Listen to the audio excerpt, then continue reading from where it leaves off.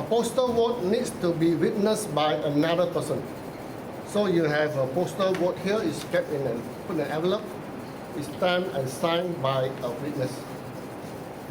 In the Cebu case, you have nearly 2,800 postal voting slips. Many of them was witnessed by the same person. But none of the signatures were the same. So you have stamp of the votes saying it is one person witnessing it, but the signature is different. Do you think it's the same person witnessing it or different person witnessing it? Different people witnessing it. And that was why most of the ballot slips were rejected. More than 1,000 ballot slips were rejected. They got so bad that the Pengara SPR went down there to try to force the ballot slips back into the accepted tray. I'm sure none of you hear about this. You don't hear about this because you don't take part in the electoral process.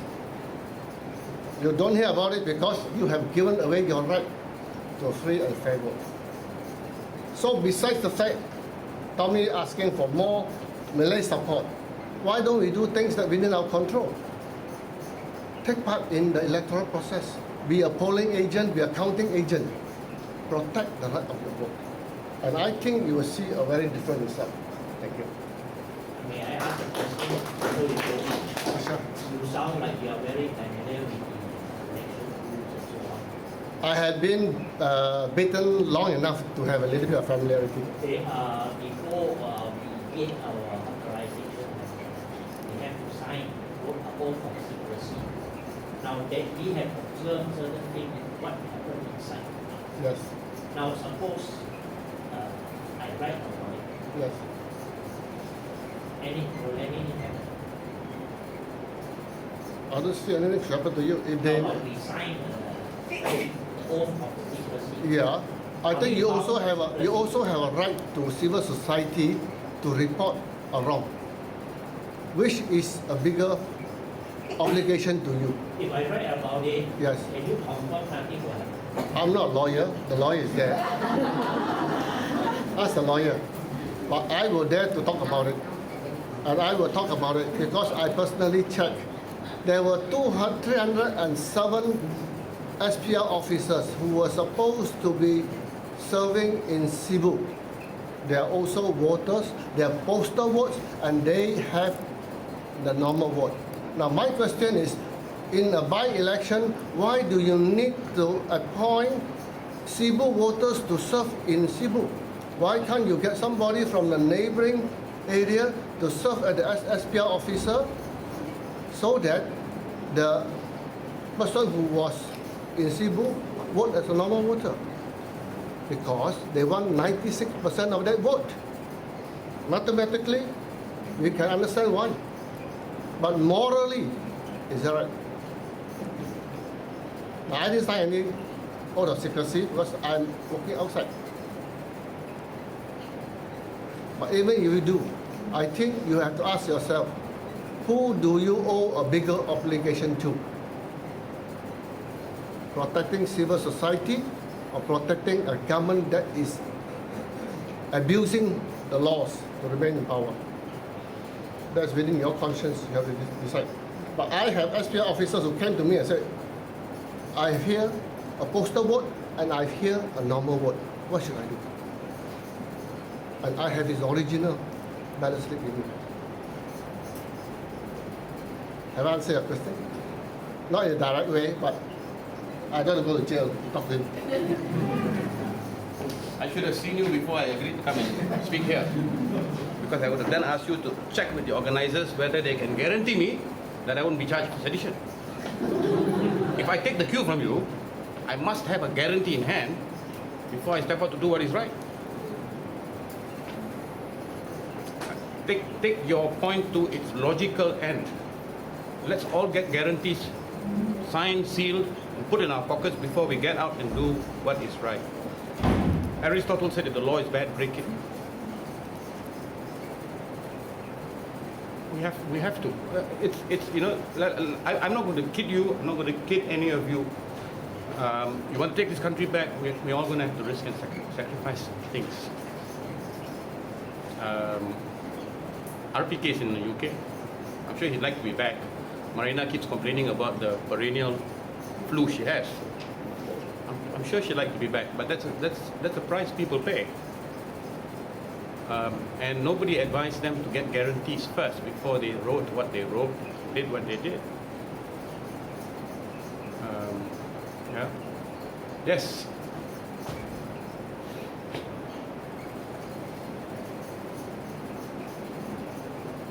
Do you have any idea how to bring the message to the house? I can tell you efforts are underway. Efforts are underway. In January and February, Peter, you'll remember after we launched the Hartal MSM, there was an attempt to launch this initiative called Balik Kampung Bawa Berita. Every month, the migratory workforce, they get their gaji and they go back once a month at least. During festive seasons, they go back. What we tried to do was we tried to track the lies that were being told in, say, for instance, Utusan, the worst possible lies. And a week before the end of the month, we would try to compile news and put it up on this website for those who are going back to download and bawa balik. All right? If they could, for instance, persuade a coffee shop in a Chinese New village and the villagers to not buy their usual number of newspapers, let the coffee shop buy and the villagers read at the coffee shop. We've cut down on their financial support. All right? That's something that I think all Malaysians can participate in. The SMS at this juncture is the most effective to get news into the interior, particularly when it's close to by-elections, general elections. The SMS, the CD, we are going to revamp that, and we're going to come up with another 100,000 for distribution. So those who want to help can help. And really, the way we do this here, we've also uploaded it on the internet. All right, these copies can be duplicated, so you know each person can take and do 100. Yes. Can I say something about dissemination Yes. of information? A local businessman that came forward with offer free CCTV and free Wi-Fi for the whole of Selangor.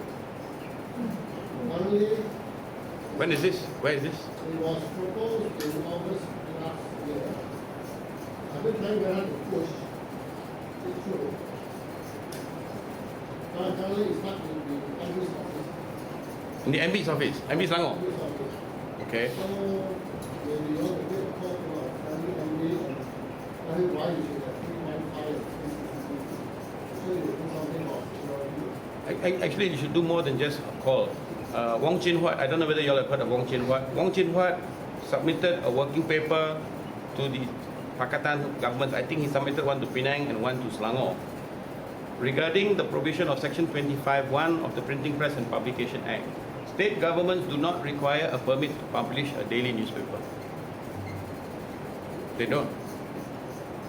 Wow, yes. And we've been badgering them because they've been complaining for so long about how the mainstream media lies and distorts and does not report news about them. But they still haven't come up with their own daily publication. They can. No, they come up with this thing called Selangor Kini. Selangor Kini is the other one that I would just flush down the toilet bowl. Because Utusan every day does arsenic poisoning to the Malay minds in the heartland.